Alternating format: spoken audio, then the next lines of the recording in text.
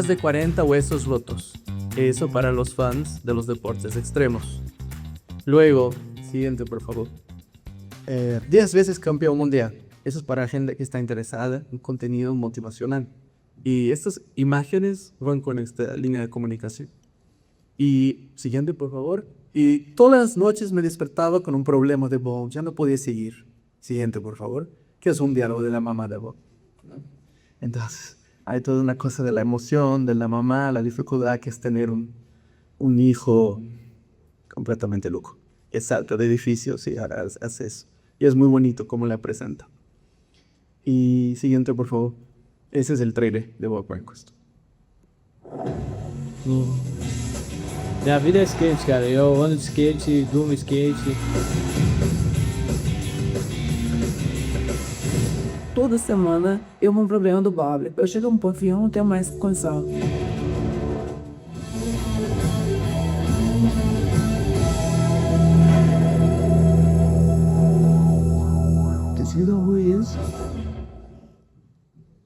Yo solo por curiosidad voy allá al cine a ver qué pasa con el personaje. Entonces, me imagino que lo que usted trata de enseñarnos es que en Latinoamérica, que nuestro nicho es Panamá, el área, lo que produzca así es, acuérdense. A veces quieren un galán que venda la imagen, pero es como el que deja en la calle en un supermercado o una tienda. Y resulta que el personaje menos importante, según, no protagónico, es el que va a hacer que la persona recuerde el nombre. Por ejemplo, En postproducción me hago un trailer, pósters, diseñadores profesional. Eso es más caro. O sea, yo he visto presupuestos de 20,000 pesos mexicanos, no sé qué sería. En dólares son como $1,000. Y también he visto presupuestos de branding de $1,000,000, que es nada más para diseñar un logo. Entonces, si vas a casos profesionales de branding, varía mucho. Pero la idea aquí que es, tú puedes hacer esto solo. Hoy tienes internet, tienes ChatGPT. Y la historia bien escrita, bien presentada, completas, no las está poniendo México y Colombia. Cuando ustedes empiecen a presentar esas historias que tengan relevancia en todo el mundo y tengan ese peso como para que no, y que tengamos la cantidad como para decir, moverme para Panamá, tengo más que dar que me de una conversación. Y después de eso, pues entonces entra la política pública, más que la política pública de lo que teníamos o no teníamos, porque nosotros tenemos mejor nivel que México, en la infraestructura. Pero abre más espacio. Nosotros tenemos mejores Política pública que México. Ah, ok. O sea, si es por cashback, me digo, ni lo tiene. Ahora le acaban de meter uno que sigue no siendo nada, que no tiene nada comparable con el nuestro. Esa parte la tenemos y además tenemos un 25% cashback por todo lo que se firme para más que México ni tiene.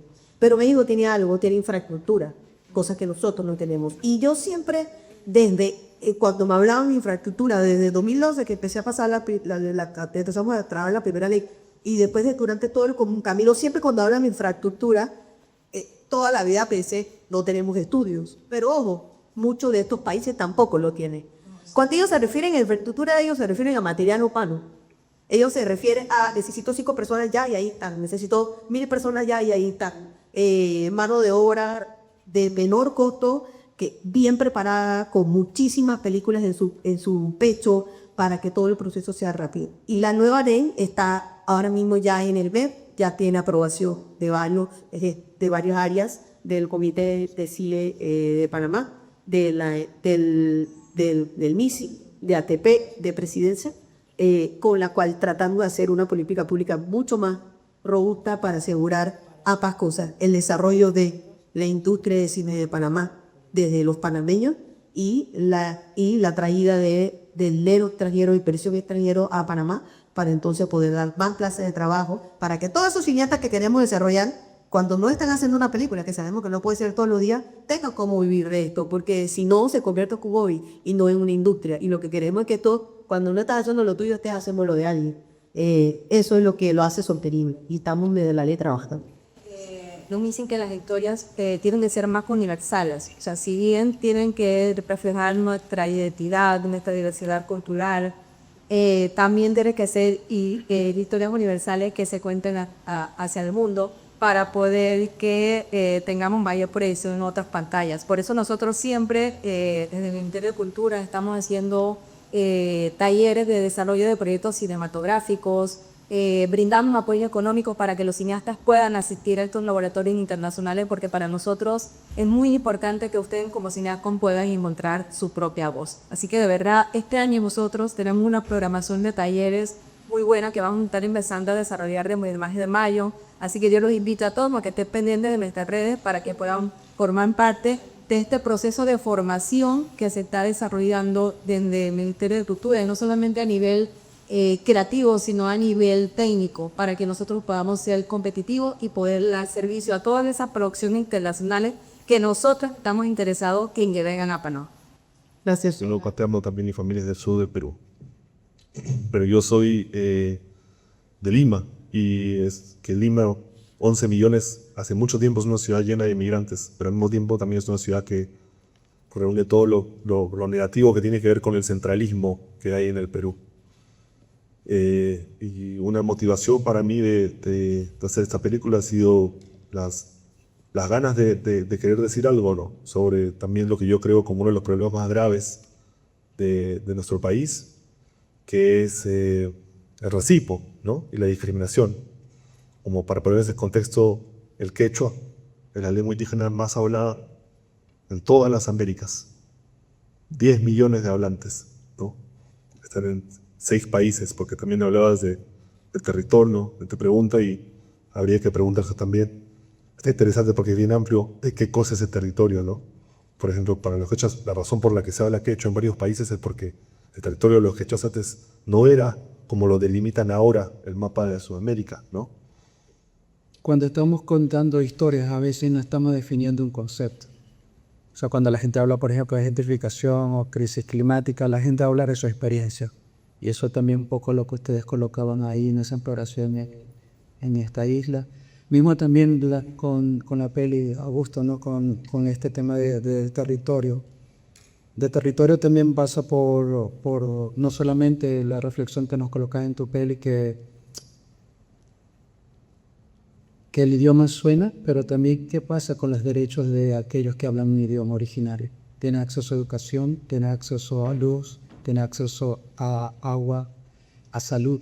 Entonces también un poco para empezar a mirar también, ¿no?, de que muchas veces estas convocatorias, que incluso yo formo parte del BUP, diseño de estas convocatorias, pero no dejo a veces interpelarme de que se habla de, por ejemplo, de financiamiento al cine indígena o de la literatura indígena en este caso particular, pero todavía a los indígenas en nuestros países les cuesta registrar con nombre propio sus hijos. O sea, En el transcurso de mi carrera, yo empecé bajo la necesidad de hablar de la discriminación para entenderlo, para entender el fenómeno de la discriminación que nos causa vergüenza de nosotros mismos y que nos lleva a la autodiscriminación. En mi caso eso empezó porque mi abuela, que es una mujer maya cachiquel, me enseñaba cachiquel, pero yo no podía, yo al mismo tiempo estudiaba en una escuela en donde tenía lenguas latinas, y yo podía hablar francés, podía hablar italiano y podía hablar portugués con la gente, pero cachiquel solo lo podía hablar en la casa con ella. Esa vergüenza fue la cosa que esa pregunta me empezó a rondar en la cabeza de por qué teníamos que tener vergüenza de esa mujer que para mí era absolutamente genial. Ese es Jairo también, esta cosa de valorarlo, ¿no?, y no tener esta vergüenza. Y creo que no es algo de Puerto Rico, pero algo de toda Latinoamérica, que a veces nos sentimos esta cosa de un complejo de inferioridad, y a veces sentimos que no somos suficientes, y eso tiene que ver con el poder que tiene el cine y la imagen, ¿no? Porque nosotros, pues, el cine que domina en toda Latinoamérica es el cine de Estados Unidos, que está súper nítido y podemos aprender muchas cosas de él, pero al fin y al cabo están vendiendo una ideología y una manera de vivir que a lo mejor no va a la par o no dialoga con nosotros. Entonces nosotros, pues, nos vamos creyendo que eso es lo que necesitamos añorar, como que ahí es donde tenemos que llegar. Y entonces, pues, crea depresión, crea como todo esto, no sé, hasta complejos psicológicos y entonces está el colonialismo mental, ¿no? Y tenemos que contar nuestra historia para balancear eso, ¿no? Y para igual, como dice Mari, verlo en la pantalla también como manera de exponer problemáticas que a lo mejor la gente no sabe, autocriticarnos también para mejorar, ver, entender qué es belleza, ¿no? Porque la belleza y el arte está como como dice, the eye of the beholder, como que, nos dicen, esto es hermoso, pero realmente, ¿por qué no puede ser hermoso alguien cuidando su caballo en una barriada y ese amor, o una familia, o la lucha diaria de alguien? Eso también tiene hasta más valor, yo pienso, que maybe la cosa material o el consumerismo, capitalismo bueno, hemos llegado por Latinoamérica entero, de cierta manera, ¿no? Que definitivamente pienso que el cine y el arte puede transformar.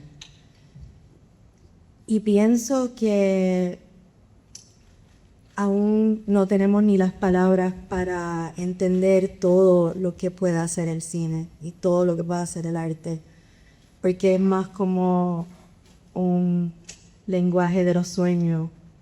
Entonces ahí podemos conectar con muchas cosas.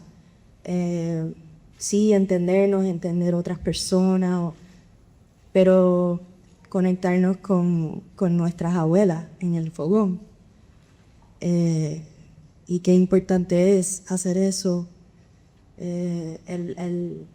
Para decir algo, el capitalismo o lo que sea, pero no, hemos puesto los valores a veces en las cosas que no tienen tanto valor. Y cuánto más valor tiene eso, ¿no? Compartir con esa abuela en el fogón, escuchar su historia y contarlas también nosotros mismos con nuestro cine, con las maneras, los recursos, herramientas que podemos. Y creo que podemos hacer mucho más de lo que al momento entendemos que podemos. Así que sí. No quiero sonar como abogado del diablo, pero no, yo no creo que el cine... However, I think the main pillars are, first of all, why should we care? You know, what is this story about? Why should I care? Why should I care now? The second main pillar is, does it have heart? Which ultimately I think is what wins the audience over. You know, having that real heart, having enough development of character, having characters you identify with. And then, you know, with the executive hat on, it's really also presentation, unfortunately, because you're competing against so many other pieces of content, but you have to present yourself in a way that answers those questions and also lays it out in a succinct, clear, and I hate to say it, professional and beautiful way now. You know, with all the tools that are available, we all could become our own marketers, right? You know, there are no excuses anymore for not being able to visually present your project in a high standard way. You know, and I think that's a big change over these past 10 or 15 years. And it's a lot of pressure because, you know, you're writing, you're looking for your village to help you make this project. And then you do have these layers that are imposed on all of us now to be able to succinctly and diplomatically and beautifully bring our idea to the world. And you're somewhat weighed on that just because of sheer logistics, you know, and needing to weed through and absorb as many options as you can. So I would definitely put that out there, you know, whether it's finding someone to help you with that, it's become a really important part of the package. Interesting. Can you give an example of a pitch or presentation that was given to you that really impressed you deeply, or maybe one or two? Gosh, maybe from let's say you've championed Latin American cinema.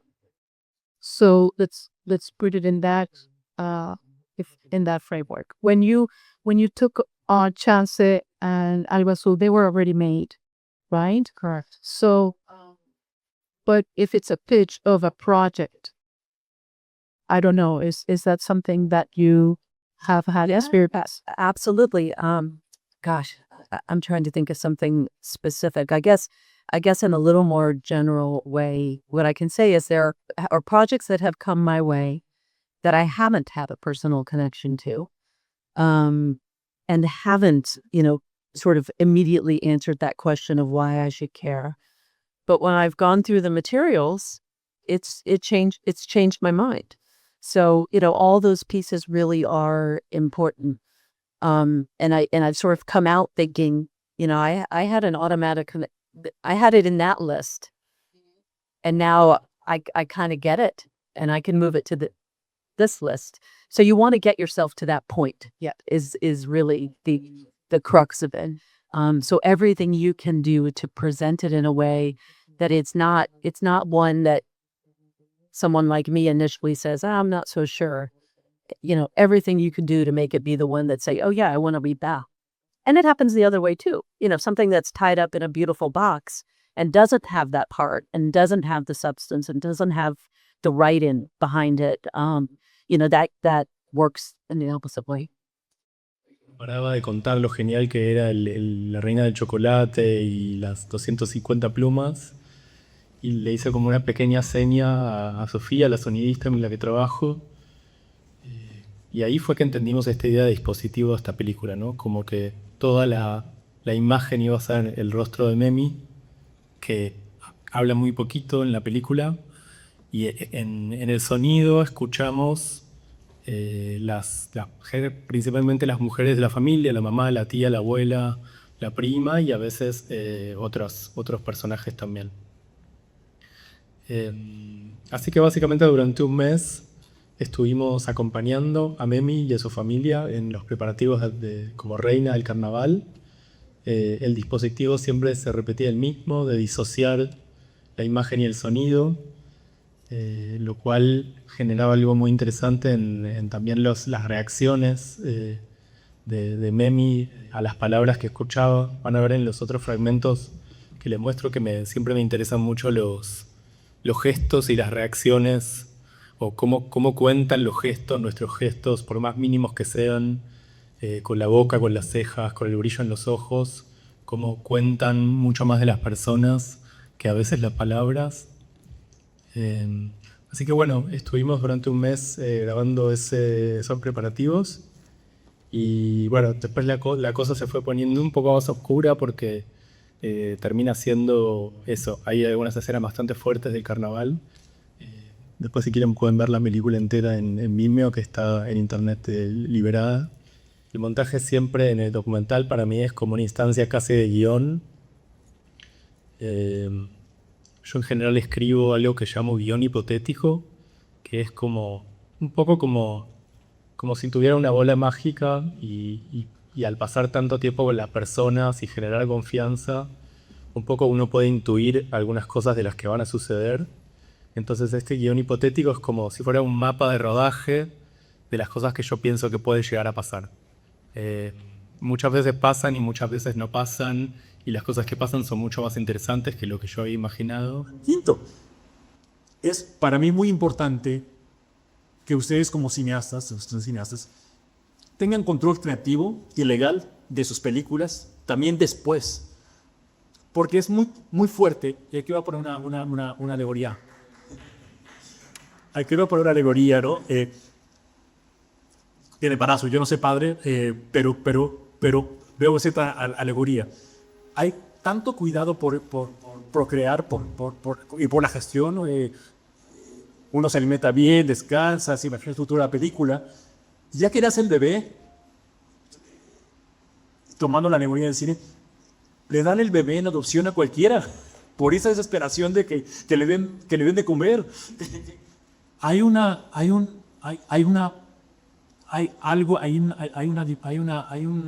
punto de quiebre muy fuerte ahí entre el proceso de Tudosqueo y lo que pasa después. De manera muy concreta, creo que hay herramientas que tenemos, particularmente ustedes como organizadores, que tienen a la mano para como repensar mucho de esto. Una, y he tocado dar muchos talleres con cineastas, y yo lo que digo es que una buena manera de navegar todo esto, que puede ser complicado, pero una manera de aterrizarlo es nunca dejar de pensar por qué y para quién estamos haciendo la película. ¿Por qué y para qué? Porque eso nos va a ayudar a delimitar lo que queremos después, ¿no? Y hay muchas maneras de hacer películas. Yo quiero hacer esta película porque quiero influir en el cambio en las leyes de mi país. Quiero que mi película ayude a convencer y cambiar pues, marco legislativo. Bueno, entonces el público muy probablemente sean los legisladores y los activistas. Por eso una cosa. Yo quiero hacer una película y quiero crear un grupo de fans. Muy válido. O yo quiero hacer una película para ganar del Oscar. También se vale. Pero hay que tener muy claro. Porque hay mucha, creo que, incongruencia en todo este proceso, ¿no? Y veo muchos cineastas. Sí, yo quiero cambiar el mundo. Yo quiero ayudar a esta comunidad. Pero no entre las ondas.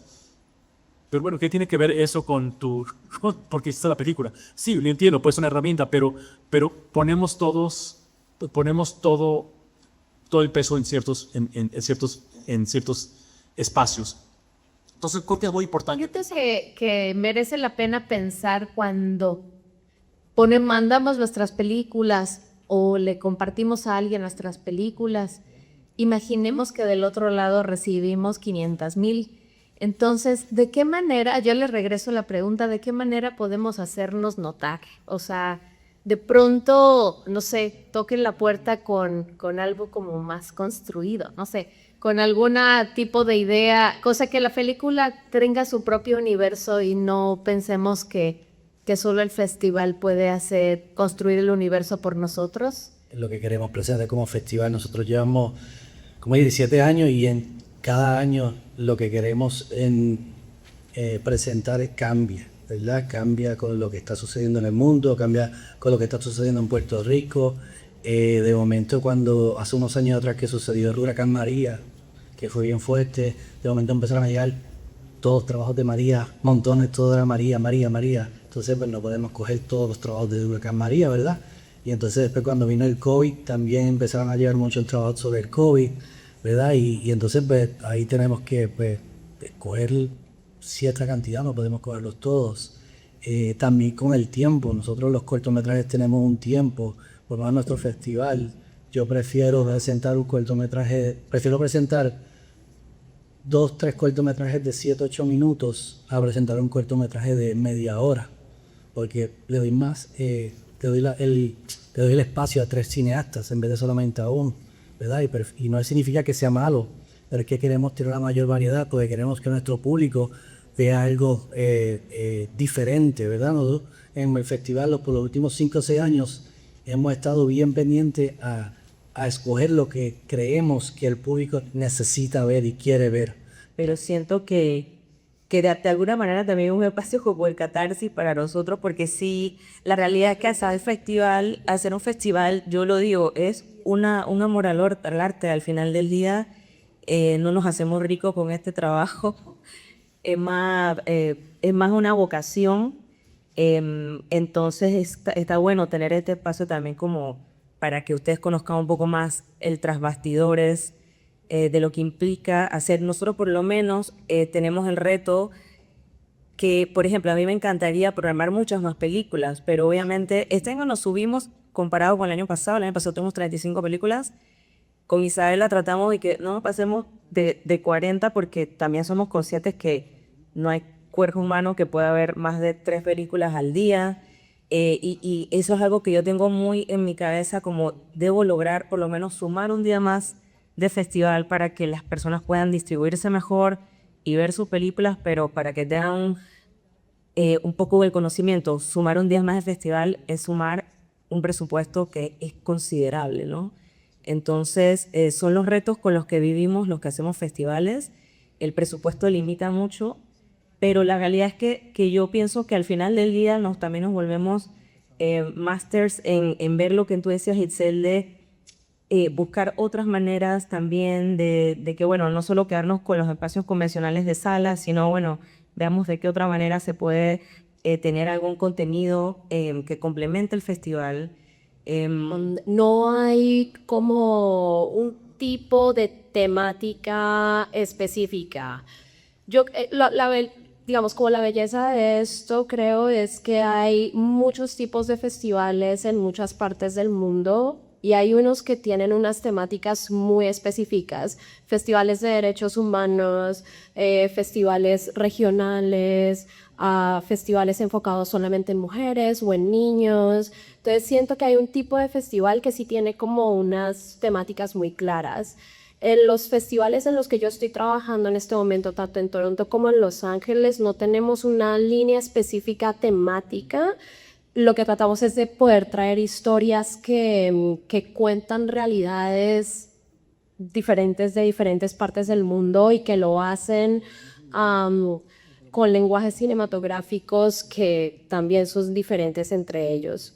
Por eso es un poco como vago y es independientemente del tema que están tratando, que la manera en la que son hechas y como las voces que están ahí, la manera en la que las historias se están contando, hay algunas que resaltan de manera, digamos, como especial.